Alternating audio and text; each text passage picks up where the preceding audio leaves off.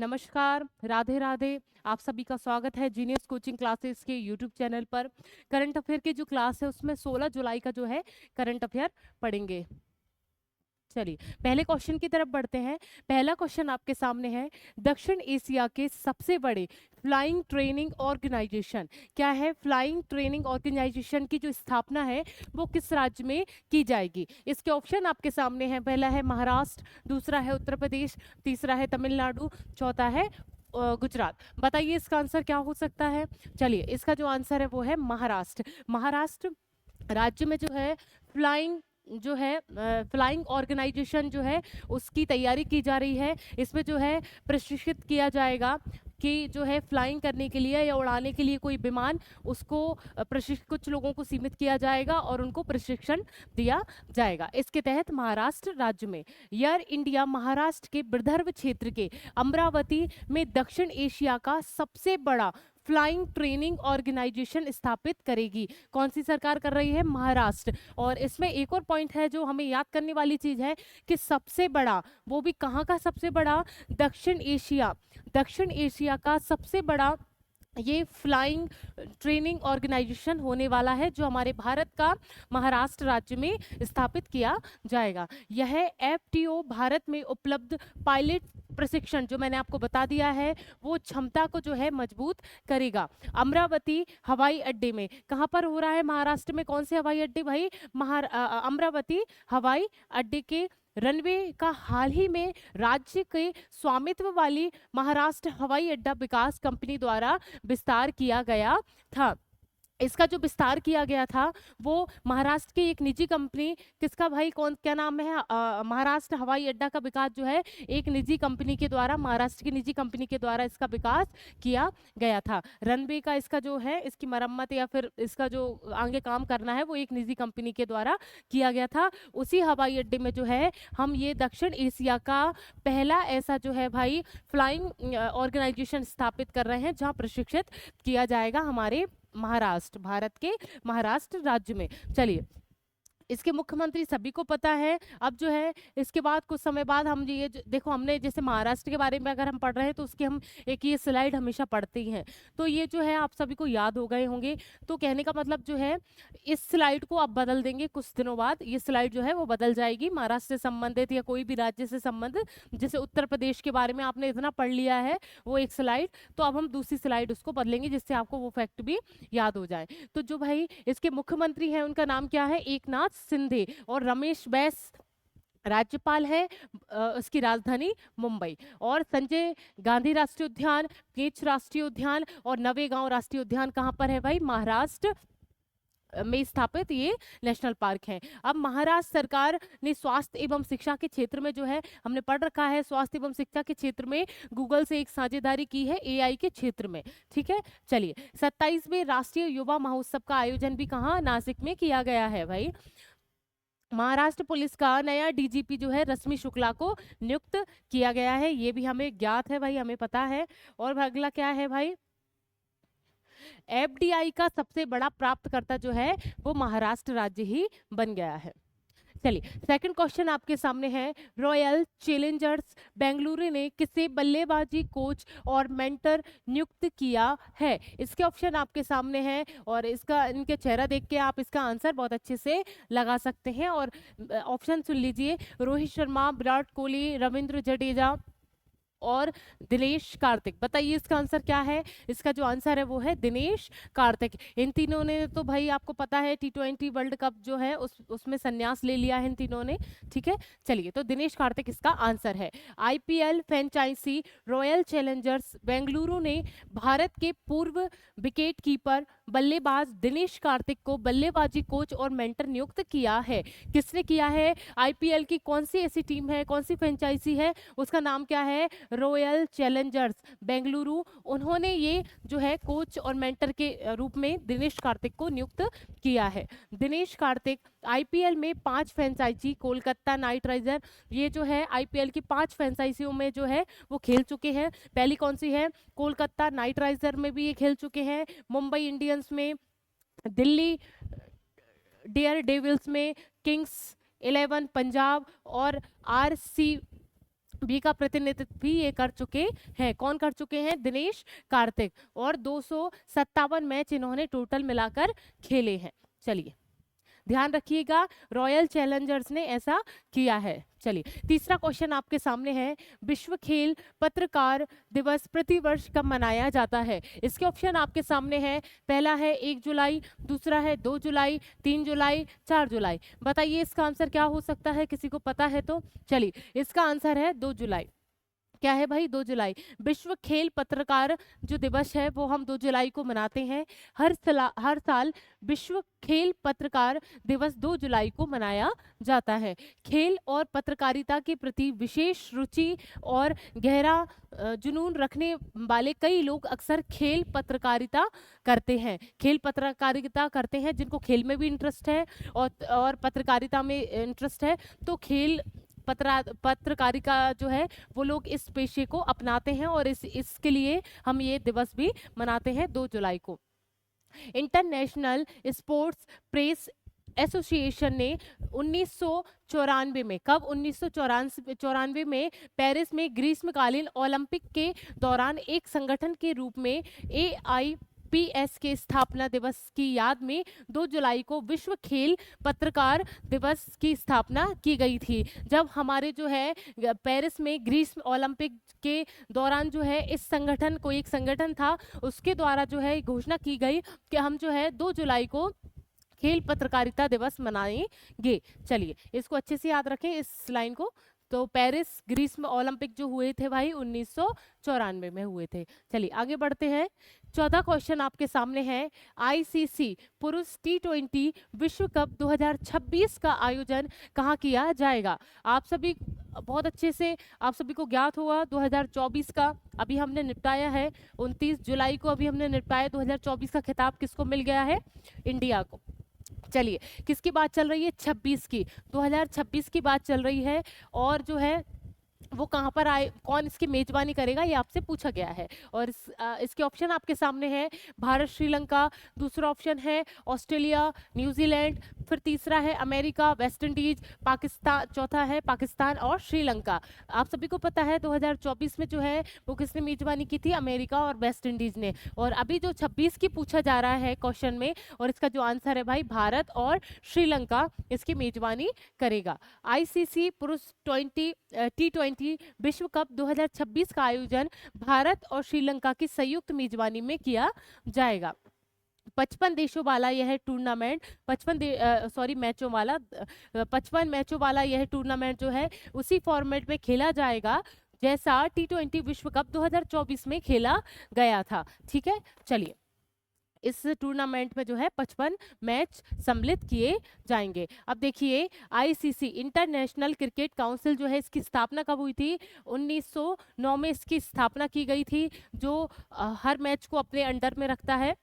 International cricket council तो जो है इसकी स्थापना 1909 में हुई थी। मुख्यालय दुबई में है और भाई इसका अध्यक्ष जो है ग्रेग बार्कले। क्या नाम है? Greg Barclay. इसको अच्छे से याद कर लें क्योंकि इससे हमें बहुत मतलब आप मैच से मतलब खेल से संबंधित कितने क्वेश्चन आते हैं, और मैच तो आप सभी जानते ही हैं क्रिकेट, तो उससे कितने क्वेश्चन पुटअप होते हैं, तो कोई बड़ी बात नहीं है ये क्वेश्चन आने में इससे संबंधित, तो इसको आप अच्छे से याद रखें। अब देख लेते कुछ और देख लेते हैं।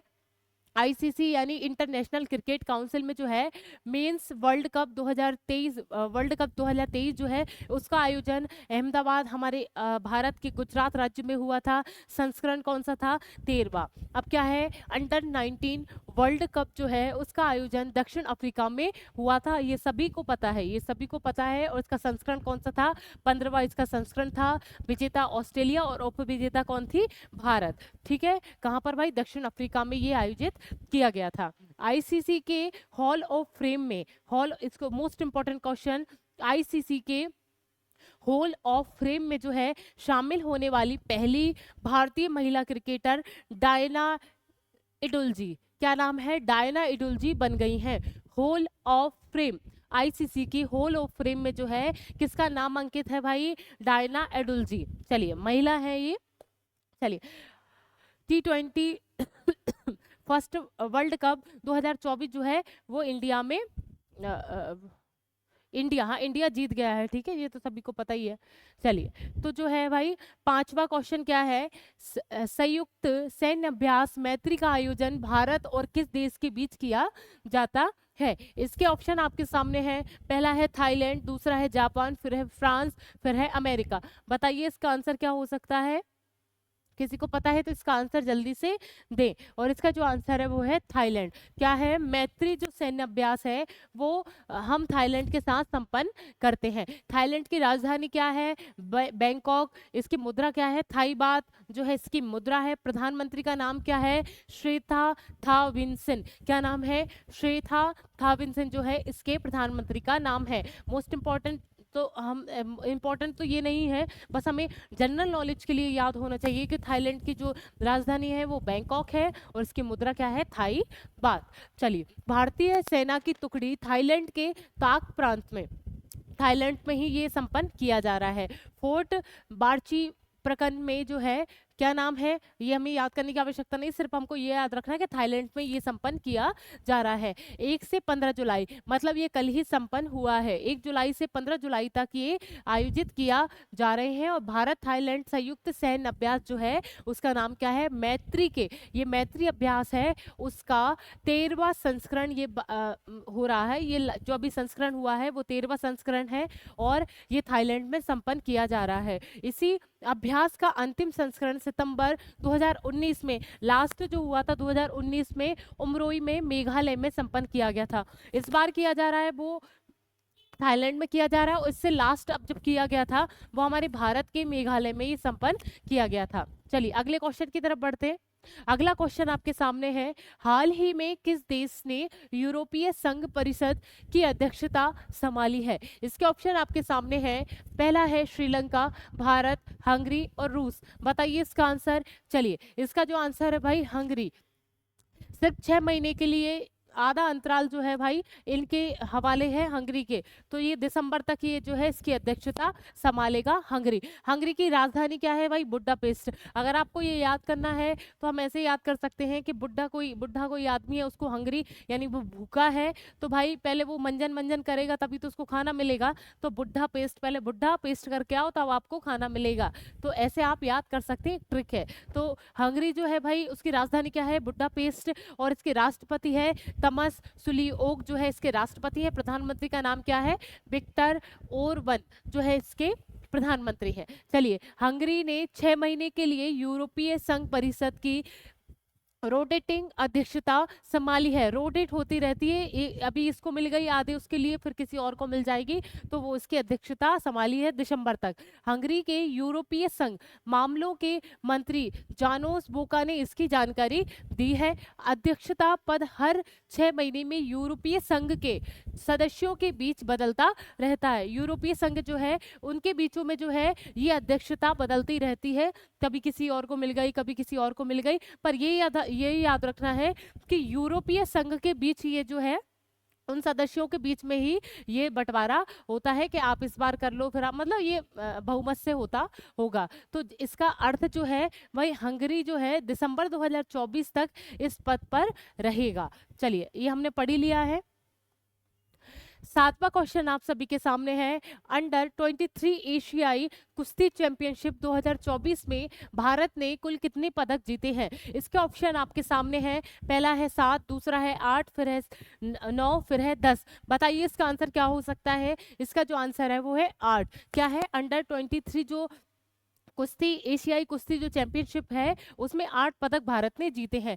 अंडर 23 एशियाई कुश्ती चैंपियनशिप 2024 का आयोजन जो है अम्मान जॉर्डन, कहाँ पर किया गया था? जॉर्डन में इसका आयोजन हुआ था, वहां पर किया गया, और जहां भारत शीर्ष स्थान पर रहते हुए उसने 8 पदक अपने नाम हासिल किए हैं। भारतीय पहलवानों ने फ्री स्टाइल कुश्ती में, भारतीय पहलवान जो है फ्री स्टाइल कुश्ती में जो है 4 उन्होंने स्वर्ण पदक जीते हैं, 2 ने रजत पदक जीते हैं और 2 कांस्य पदक जीते हैं। भारतीय पहलवानों ने वहां पर हमारा परचम लहराया है। चलिए, तो इसमें जो है 4, ये याद करने वाली बात ही है कि कुश्ती में जो है पहलवानों ने जो है उसमें 4 स्वर्ण पदक जीते हैं, 2 रजत हैं और 2 कांस्य पदक हैं। 70 किलोग्राम वर्ग में जो है अभिमन्यु अभिमन्यु ने भाई इतना किया था, और 92 किलोग्राम वर्ग में जोहंटी कुमार जो है उनका था भाई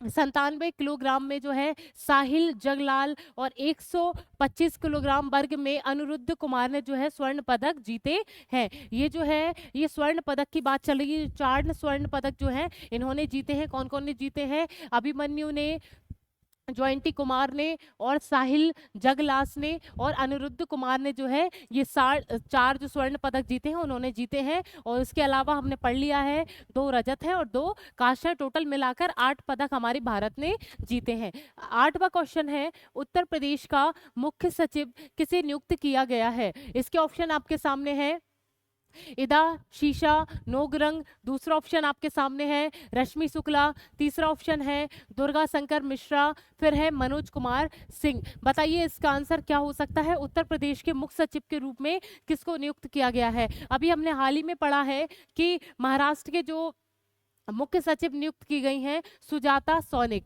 ठीक है, सुजाता सौनिक। और ये जो रश्मि शुक्ला है, रश्मि शुक्ला महाराष्ट्र की डीजीपी के रूप में नियुक्त की गई हैं। पर अभी क्वेश्चन पूछ रहा है कि उत्तर प्रदेश का मुख्य सचिव कौन नियुक्त किया गया है? उसका जो आंसर है वो है मनोज कुमार सिंह। चलिए, उत्तर प्रदेश कैडर के 1988 बैच के ये आईएएस रह चुके हैं। मनोज कुमार सिंह को 30 जून 2024 को उत्तर प्रदेश का मुख्य सचिव नियुक्त किया गया है। चलिए, नवा क्वेश्चन देख लेते हैं। हाल ही में IMF international monetary fund, international monetary fund हम इसको हिंदी में क्या बोल सकते हैं? अंतरराष्ट्रीय मुद्रा कोष। क्या है? अंतरराष्ट्रीय मुद्रा कोष की जो है आर्टिफिशियल इंटेलिजेंसी तैयारी सूचकांक 2024 में कौन शीर्ष पर रहा है? इसके ऑप्शन आपके सामने है अमेरिका, सिंगापुर, आइसलैंड और फिनलैंड। बताइए इसका आंसर। चलिए, इसका आंसर है सिंगापुर। सिंगापुर जो है फर्स्ट स्थान पर रहा है, या उसने शीर्ष स्थान प्राप्त किया है। आईएमएफ इंटरनेशनल मॉनेटरी फंड के बारे में हम देख लेते हैं। प्रबंध निर्देशक कौन है इसके? Kristina Georgieva. क्या है? क्रिस्टीना जॉर्जीवा इसके प्रबंध निर्देशक हैं। मुख्यालय कहाँ है? वाशिंगटन डीसी इसका मुख्यालय है, अमेरिका में। स्थापना कब हुई थी भाई? 1944 में। और मूल संगठन संयुक्त राष्ट्र का ही ये एक संगठन है। संयुक्त राष्ट्र के अंतर्गत आने वाला अंतरराष्ट्रीय मुद्रा कोष एक संगठन है। अंतरराष्ट्रीय मुद्रा कोष ने जून 2024 को अपनी वेबसाइट पर आर्टिफिशियल इंटेलिजेंसी तैयारी सूचकांक, ये एक सूचकांक है, उसमें डेक्स बोर्ड जारी किया था। किसने जारी किया था? आईएमएफ ने ये जारी किया था। इसमें एआई तत्परता के लिए जो है भाई वैश्विक स्तर पर 174 अर्थव्यवस्थाओं पर नजर रखी गई, और सूचकांक में जो है भारत को 72वें स्थान पर रखा गया है। आईएमएफ के द्वारा ये एक आर्टिफिशियल एक सूचकांक रखा गया, तैयारी सूचकांक रखा गया, उसमें कुछ देशों को शामिल किया गया। उसमें हमारे भारत की रैंकिंग क्या है? 72वें स्थान पर भारत की रैंकिंग है, और शीर्ष पर कौन रहा है? सिंगापुर। आर्टिफिशियल जो इंटेलिजेंसी होती है उस पर हम कितना काम कर रहे हैं, उससे अर्थव्यवस्था में कितनी बढ़ोतरी हो रही है, ये एक सूचकांक तैयार किया गया था। इसमें हमारे भारत का 72वां स्थान है, और सिंगापुर अपने टॉप पर है। लास्ट क्वेश्चन है आप सभी के सामने। हाल ही में बैंक ऑफ बड़ौदा, कौन सा है? बैंक ऑफ बड़ौदा ने किसे अपना ब्रांड एम्बेसडर जो है वो बनाया है? इसके ऑप्शन आपके सामने है सुमित नागल, दूसरा ऑप्शन है एम एस धोनी, सौरभ गांगुली, नीरज चोपड़ा। बताइए इसका आंसर क्या हो सकता है? चलिए, इसका जो आंसर है सुमित नागल को जो है ब्रांड एम्बेसडर बनाया है बैंक ऑफ बड़ौदा का। बैंक ऑफ बड़ौदा ने टेनिस खिलाड़ी, ये काय के खिलाड़ी है भाई? किस खेल से संबंधित है? टेनिस से संबंधित है सुमित नागल। सुमित नागल को अपना ब्रांड एम्बेसडर बनाया है। बैंक ने कहा है कि इस कदम उभरते हुए प्रतिभाशाली और महत्वाकांक्षी भारतीय खिलाड़ियों को समर्थन देने के लिए अपने दर्शन के अनुरूप जो है विश्व स्तर पर सर्वश्रेष्ठ खिलाड़ियों के साथ प्रतिस्पर्धा करते हैं। कहीं ना कहीं जो है इन युवाओं के तहत जो है किसी चीज को बढ़ावा देने के लिए, प्रेरणा देने के लिए ब्रांड एम्बेसडर बनाए जाते हैं। और बैंक ऑफ बड़ौदा ने जो है सुमित नागल को है, ये टेनिस खिलाड़ी हैं, उनको ब्रांड एम्बेसडर बनाया है। मुख्यालय कहाँ है इस बैंक का, बड़ौदा बैंक का? इसका मुख्यालय भी बड़ौदा में ही है। इसकी स्थापना जो हुई है 20 जुलाई 1908 में इसकी स्थापना। और एमडी या सीईओ इसके कौन है भाई? देवदत्त चंद्र इसकी सीईओ हैं। अब देख लिए भारत के कुछ जलप्रपात जो हैं, प्रमुख जलप्रपात हैं, वो हम याद कर लेते हैं जल्दी से। पहला क्या है इसका भाई? शिवना समुद्र जो जलप्रपात है वो कहाँ पर है? कर्नाटक में। अच्छे से याद करें, बहुत ध्यान से याद करें, ये छोटे छोटी स्लाइड जो हैं करके आपका बहुत सारा मटेरियल कंप्लीट हो जाएगा। तो शिवना समुद्र जलप्रपात कहाँ है भाई? कर्नाटक में। दूसरा क्या है? दूध सागर जलप्रपात जो है वो गोवा में है। कहाँ पर है भाई? गोवा। चलिए, अधीरा पल्ली जलप्रपात जो है वो केरल में है। कहाँ पर है भाई? केरल में। अधीरा जलपल्ली जो है वो केरल में जलप्रपात स्थापित है। और दूध सागर जो है वो गोवा में है। कुच्चीकल जलप्रपात जो है वो कर्नाटक में है। शिवना समुद्र जलप्रपात और कुच्चीकल जलप्रपात कहाँ पर है? कर्नाटक में। हुंडरू जलप्रपात जो है वो झारखंड में है। कहाँ पर है भाई? झारखंड में हुंडरू जलप्रपात। हाथी जलप्रपात जो है शिलांग में है। कहाँ पर है? शिलांग में ये स्थापित है। जोंग जलप्रपात जो है वो भी कर्नाटक में स्थापित है। कहाँ पर है? कर्नाटक में स्थापित है। 3 हो चुके हैं, शिमला समुद्र और कुचिकल और जो है जोंग जलप्रपात, वो तीनों कहाँ पर है? कर्नाटक में स्थापित है। नोहक ली काई जो जलप्रपात है वो चेरापूंजी में स्थापित है। कहाँ पर है? चेरापूंजी में स्थापित है। लास्ट क्या है? तालकोना जलप्रपात जो है वो आंध्र प्रदेश में स्थापित है। तालकोना जलप्रपात कहाँ पर स्थापित है? आंध्र प्रदेश में। कर्नाटक के हमने 3 पढ़ ली है, शिवना समुद्र, कुचिकल और जोंग जो है कर्नाटक में है। दूध सागर जो है गोवा में है। अधीरापल्ली जो है वो केरल में है। और हमारा हुंडरू जो है वो झारखंड में है। हाथी जलप्रपात शिलांग में है। और नोहक लेआई जलप्रपात जो है चेरापूंजी में है। और तालकोना जो है वो आंध्र प्रदेश में जलप्रपात स्थापित है। इसी के साथ आप सभी अच्छे से याद करें, लिख के लाएं और जो है डेली करंट अफेयर आप मेरे साथ पढ़ते रहें। इसी के साथ मैं आपसे विदाई लेती हूँ। राधे राधे।